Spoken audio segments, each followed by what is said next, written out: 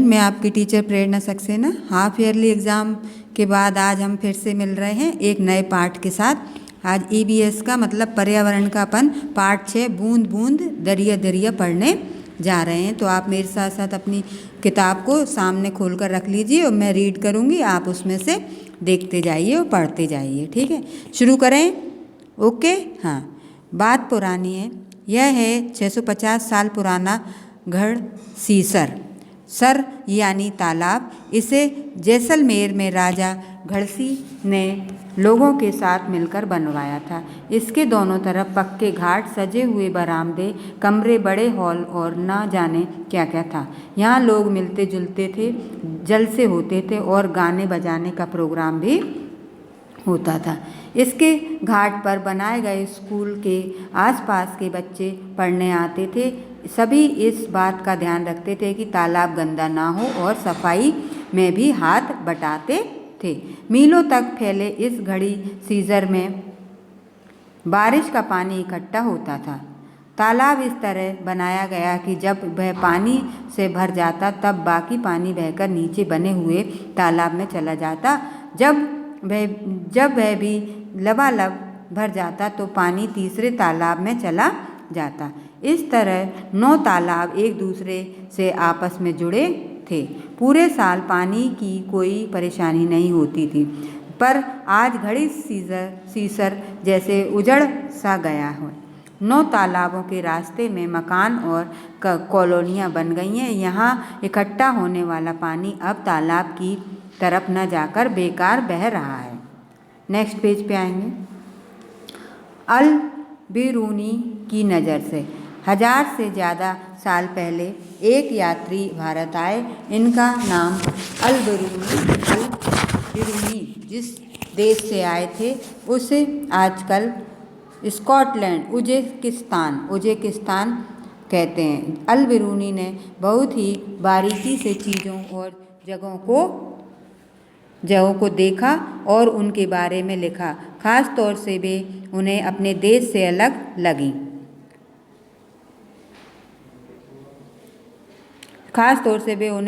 से अलग लगी।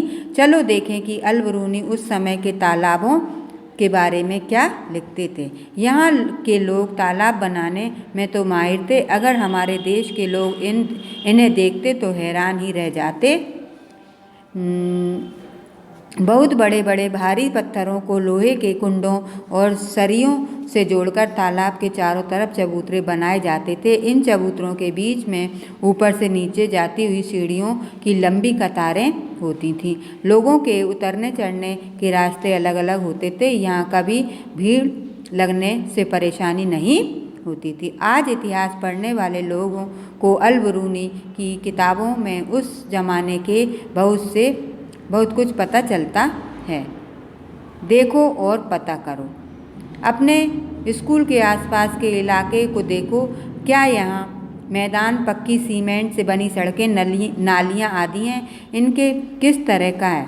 यह किस तरह का है? जैसे ढलान वाला, पथरीला या किसी और तरीके का? तुम्हें क्या लगता है बारिश का पानी बहकर कहाँ कहाँ जाता होगा? जैसे ज़मीन में, नालियों में, पाइपों में, गड्ढों में आदि। बूंद बूंद की कीमत। राजस्थान में जैसलमेर के अलावा बहुत से इलाके ऐसे हैं जहाँ साल में बहुत ही कम बारिश होती है। यहाँ की नदियों में भी साल में कई महीनों पानी नहीं बरसता। नेक्स्ट पेज पे आएंगे। सोचो ऐसे में यहाँ से ज़्यादातर लोगों में पानी की कमी क्यों नहीं थी? लोग बारिश की हर बूंद की कीमत को जानते थे। पानी को इकट्ठा करने के लिए तालाब और जोहड़ बनाए जाते। यह एक साझी यानी सबकी ज़रूरत थी, इसलिए इंतजाम में भी सभी जुटते थे, चाहे व्यापारी हो या मजदूर। तालाब में से कुछ पानी जमीन सोख लेती और इस तरह जमीन से आसपास के कुओं और बावड़ियों में भी पानी पहुंच जाता था। आसपास की ज़मीन में भी नम और उपजाऊ हो जाती थी। घर घर में भी बारिश का पानी इकट्ठा करने का इंतजाम होता था। सामने दिए चित्र में निशान लगाओ कि छत पर बरसने वाला पानी जमीन के नीचे बने टैंक में कैसे पहुंचेगा। ठीक है, ये चित्र दिया है ना, इसमें जो जा रहा है ना पानी, उसको आपको कैसे पहुंचेगा इसका निशान लगाना है। अब आते हैं, क्या तुमने कभी बावड़ी देखी है? जो चित्र दिया है वो क्या है? बावड़ी का है। इस चित्र को देखकर क्या तुम अंदाज़ा लगा पा रहे हो कि सीढ़ियाँ ज़मीन के नीचे कई मंजिल तक जा रही हैं? पानी ऊपर से खींचने की बजाय खुद पानी तक पहुंच रहे हैं। कौन? लोग। इसलिए कुछ लोग इसे सीढ़ीदार कुआं भी कहते हैं। पुराने ज़माने में लोग काफ़िले बनाकर लंबे सफ़र करते थे। अक्सर लोगों का मानना था कि प्यासे यात्रियों को पानी पिलाना बहुत अच्छा काम होता है, इसलिए कई जगह बहुत ही सुंदर बावड़ियाँ बनवाई गई थी। नेक्स्ट पेज पे आएंगे। क्या तुम्हारे यहाँ कभी पानी की किल्लत हुई है? अगर हुई है तो उसका क्या कारण था? जैसे पानी की कमी होती है, गर्मियों में हो जाती है अपने इधर पानी की किल्लत, तो उसका क्या कारण होता है? क्या कि अपन पानी को स्टोर यानी इकट्ठा करके नहीं रखते हैं, कहीं नल ज़्यादा बहता रहता है पानी और अपन उसको ध्यान नहीं देते, तो दूसरी जगह नल नहीं आ पाते, है ना। ये हो जाता है। गर्मियों में सूख भी जाते हैं कई तरह के हैंडपम्प, कुएँ, तालाब वगैरह क्या होते हैं जो सूख जाते हैं, ज़्यादा तेज़ गर्मी पड़ती है तो इससे भी हमारे को पानी की शॉर्टेज यानी किल्लत होती है। अपनी दादी नानी या किसी और बड़े से बातचीत करो कि वे तुम्हारी उम्र में थी तब घर में पानी कहाँ से आता था, या तब और अब में क्या बदलाव हुआ है। मुसाफिरों के लिए पानी का किस किस तरह इंतजाम होता था, जैसे प्याऊ, मश्क या कुछ और। आजकल सफ़र में लोग क्या करते हैं? पानी से जुड़े रिवाज। आज भी कई सौ साल पुराने पानी के स्रोत हैं, जैसे बावड़ी, तालाब, नौला आदि, जिसमें लोगों को पानी की ज़रूरत पूरी होती है। उत्तराखंड के ये फ़ोटो देखो से कई जुड़े हैं, कई रिवाज, त्योहारों और जश्न। कई जगह तो आज भी बारिश से तालाब की खुशी में आसपास मेल माहौल हो जाता है। यहाँ उत्तराखंड की एक बहुत दुल्हन जो ब्याह के बाद नए गांव में आई है, वह झरने या तालाब पर जाकर सिर झुकाती है। आज शहरों में रिवाज का एक मज़ेदार रूप है कि दुल्हन घर में ही किसी नल पास जाकर पूजा करती है और पानी ही को जिंदगी से जुड़ी है यह मानती है ना। नेक्स्ट पेज पे आएंगे। क्या तुम्हारे यहाँ पानी के लिए कुछ खास बर्तन इस्तेमाल होते हैं? यहाँ देखो, इस सुंदर कुंडों वाले तालाब तांबे के बर्तन में पानी भरा जाता है। दूसरे चित्र में जमकर चमकदार पीला पीतल का घड़ा है। पानी भरने की जगह यह सुंदर मूर्तियाँ भी बनाई गई हैं। क्या तुमने कभी पानी की जगह पर कोई सुंदर इमारत बनी देखी है?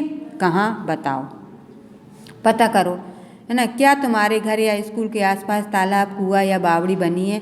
उसे देखने जाओ और पता करो। क्या पता करना है? ये चीज़ें, यह कितना पुराना है, यह किसने बनवाया है, इसके आसपास किस तरह की इमारतें यानी कि बिल्डिंगें बनी हुई हैं, पानी साफ़ है या नहीं, इसमें सफाई होती है या नहीं, इसके बारे में। यहाँ के कौन कौन पानी भरता है? क्या कभी यहाँ कोई त्यौहार मनाया जाता है? पानी कभी कहीं सूख तो नहीं गया? ये सब बातें अपन को इससे पता करनी है। कैसे? आसपास जाकर, स्कूल गया के पास में। अब नेक्स्ट पेज पे आओ। जरा सोचो, सन 1986 में जोधपुर और आसपास के इलाकों में जब सूखा पड़ा था, तब भूली बिसरी बावड़ियों की एक बार फिर से याद किया। मोहल्ले के लोगों ने मिलजुल कर बावड़ी में से 200 ट्रक से भी ज़्यादा कूड़ा निकाला। बावड़ी में फिर से प्यासे शहर को पानी पिलाया। इसके लिए गंदा भी मोहल्ले वालों नंदा है, सॉरी इसमें लिखा क्या है, ऐसा साफ नहीं आया ना, क्या है, नंदा भी मोहल्ले वालों ने, चंदा भी मोहल्ले वालों ने दिया। कुछ साल बाद फिर से अच्छी बारिश हुई और पानी की परेशानी कम हुई। अब फिर से बावड़ी को भुला दिया गया है। ये कुछ पॉइंट दिए, इस पर अपन को चर्चा करनी है। हाल ही की बात, आज लोग पानी का इंतजाम किस किस तरह से करते हैं, चित्र के अनुसार बताएं। तुम्हारे यहाँ किस तरह पानी आता है, उस पर राइट का निशान लगाओ। अगर किसी अलग तरीके से आता है तो कॉपी में लिखकर बताओ। ये जो दिए ना, इस तरह से पानी भरने के वो दिए बताए गए हैं। हमारे मोहल्ले में दिन में 2 बार जल बोर्ड या टैंकर से पानी आता है। पानी के लिए लंबी लाइन लगती है और रोज़ झगड़े भी होते हैं। जैसे अपने आप ही मोहल्ले में टैंकर आता है तो किस तरह से लड़ाई झगड़े होते हैं। जब पानी नहीं होता, घरों में नल नहीं आते, तो टैंकरों से मंगवाते हैं ना अपन पानी, तो भीड़ इकट्ठी हो जाती है और लड़ाई झगड़े भी हो जाते हैं कि पहले हम भरेंगे या हमने मंगवाया, है ना, इस तरह से। दूसरा है, हम कुएं से पानी भरते हैं। पास के कुएं 1 साल पहले सूख गए थे, अब काफ़ी दूर चलकर जाना पड़ता है। कई कुओं पर तो जात के नाम पर ही पानी लेने भी नहीं देते, है ना। बहुत से लोग जाति धर्म के नाम पर भी कुओं से पानी नहीं लेने देते। तीसरा चित्र दिया है, मेरे यहाँ दिन में आधे घंटे के लिए पानी आता है। हम लोग दिन भर के इस्तेमाल के लिए टंकी में पानी भरकर रख लेते हैं। तीसरा अगला चित्र दिया है, हमारे यहाँ तो दिन भर नल में पानी आता रहता। किसी के नल में दिन भर ही पानी चलता रहता है, जो व्यर्थ जाता रहता है। हमारे यहाँ पानी यहाँ से आता है। अगले चित्र में, मेरे यहाँ हैंडपम्प लगा है, लेकिन उसका पानी काफ़ी खारा है। पीने के लिए तो हम पानी खरीद कर ही पीते हैं, या खरीद कर ही हमें पानी पीना पड़ता है। अगले चित्र में, हम जल बोर्ड के पाइप में टुल्लू पंप लगाया है हमने, और कोई परेशानी हमको नहीं है। अगला चित्र है, हमारे घर में बोरिंग से पानी मोटर, बोरिंग के पाइप से मोटर लगी है और उससे हमारे यहाँ पानी आता है। लेकिन जब बिजली नहीं होती या लाइट चली जाती है तो हम ऐसे ही बैठे रह जाते हैं, क्योंकि बोरिंग मशीन तो जो है वो कैसे चलती है, बिजली से ही चलती है। ठीक है। अगला चित्र है, हम नहर से पानी को भरते हैं। अब नेक्स्ट पेज पे आएंगे, चर्चा करेंगे। जिंदगी का हक तो सभी का है, जिंदगी पर तो हक सभी का है। फिर जीने के लिए या पीने भर के लिए मिल जाए क्या क्या, यह हक हर एक को मिल रहा है। ऐसा क्यों है कि कुछ तो खरीद कर ही पानी पीना पड़ रहा है। पृथ्वी पर तो पानी सभी का है। कुछ लोग गहरा बोरिंग करके ज़मीन के नीचे से ज़्यादा पानी खींच रहे हैं। यहाँ तक यह सही है। तुम्हें क्या ऐसा कहीं देखा है? कुछ लोगों को जल के पाइप में टुल्लू पंप क्यों लगाना पड़ रहा है? इससे दूसरे लोगों को परेशानी हो रही है। तुम्हारा क्या कुछ ऐसा अनुभव है? बिल को देखकर बताओ। ये बिल दिया है, बिल जो अपन भरते हैं ना हर महीने, नल के बिल को, उसके बारे में कुछ जानकारियाँ पूछी गई हैं। बिल को देखकर बताना। यह बिल कौन से दफ्तर से आया है? तो यह जल बोर्ड दिल्ली से आया है। इसमें दिया है ना, दिल्ली जल बोर्ड से आया है। तुम्हारे यहाँ अगर बिल आता है तो कहाँ से आता है? तो हमारे यहाँ मध्य प्रदेश भोपाल बोर्ड से, जल बोर्ड से बिल आता है। ठीक है ना। अपन गुना में रहते हैं तो अपना जो संभाग लगता है वहाँ से ही आएगा ना। कभी देखना बिल को, उस पर लिखा रहता है ना। अगला पॉइंट है, इस बिल में दिल्ली जल बोर्ड के नीचे दिल्ली सरकार क्यों लिखा गया है? बिल किसके नाम से है? कितने महीनों के कितने पैसे देने पड़ रहे हैं? क्या तुम्हारे यहाँ पानी के पैसे चुकाने पड़ते हैं? क्या तुम्हारे यहाँ अलग अलग इलाकों में पानी का रेट अलग अलग है? पता करके बताओ। नेक्स्ट पेज पे आएंगे। यह मुमकिन है। आज कई संस्थाएं पानी के इंतजाम में लगी हैं। वे लोग बुजुर्गों से मिलकर यह जानने की कोशिश करते हैं कि उनके ज़माने में पानी का इंतजाम किस तरह का था। वे पुराने तालाबों की मरम्मत करते थे और नए तालाब भी बनाते थे। चलो देखें, तरुण भारत संघ नाम की एक संस्था ने दड़ की माई की मदद कैसे की। ये है दड़ की माई, जो फोटो दिया है ना, इनको बोलते हैं दड़ की माई। राजस्थान के अलवर ज़िले में के एक गांव में रहती हैं। इस गांव की औरतों का पूरा समय घर के काम का और जानवरों की देखभाल में चला जाता है। कभी कभी तो जानवरों के लिए कुओं से पानी खींचने में पूरी रात लग जाती थी। जब गर्मियों में कुएं भी सूख जाते तो गांव छोड़ना पड़ता था। दड़ की माई ने पहल की और लोगों ने संस्था के साथ मिलकर तालाब बनवाया। जानवरों के चारे पानी की परेशानी कम हुई और ज़्यादा दूध मिलने लगा। लोगों की कमाई भी बढ़ी। वे लोग अब दूध का मावा बनाकर भी बेचते हैं। तुमने इस तरह की क्या कोई खबर पढ़ी है? लोगों ने मिलकर पानी की परेशानी को कैसे दूर किया? क्या किसी पुराने तालाब या बावड़ी को फिर ठीक करके इस्तेमाल किया? हम क्या समझें? पोस्टर बनाओ। पृथ्वी पर पानी सभी का है, साझा है। कुछ ऐसे भी नारे सोचो, जो साथ ही चित्र भी बनाकर अपना एक सुंदर पोस्टर बनाओ। पानी का बिल बनाओ, उसे देखकर बताओ यह बिल किस तारीख से किस तारीख का है, इस बिल के लिए कितने पैसे भरने पड़ेंगे। इसके अलावा बिल में और क्या क्या देख पा रहे हो, जैसे मरम्मत, टूट फूट आदि चीज़ें। ठीक है, तो बच्चों आज अपना ये पाठ कंप्लीट हो गया। बूंद बूंद दरिया दरिया पढ़ा दिया, समझ लिया। एक बार आप और रीडिंग करिएगा, इसके बाद में कुछ क्वेश्चन आंसर इसके बनाकर आपको PDF में समझाऊंगी। नेक्स्ट वीडियो में फिर मिलेंगे, तब तक के लिए आप एक बार मेरी तरफ से एक बार इस पाठ को फिर से अच्छे से और रीड करिए और समझिएगा। और जो क्वेश्चन आपसे बन रहे हो वो आप भी बनाकर अपनी बुक में, नोटबुक में लिख लीजिएगा। फिर मैं आपको उसके कुछ क्वेश्चन आपको दूंगी बनाकर, वो आपको लिखना है और याद करना है। नेक्स्ट वीडियो में फिर क्वेश्चन आंसर के साथ मिलेंगे, तब तक के लिए थैंक यू, बाय बाय।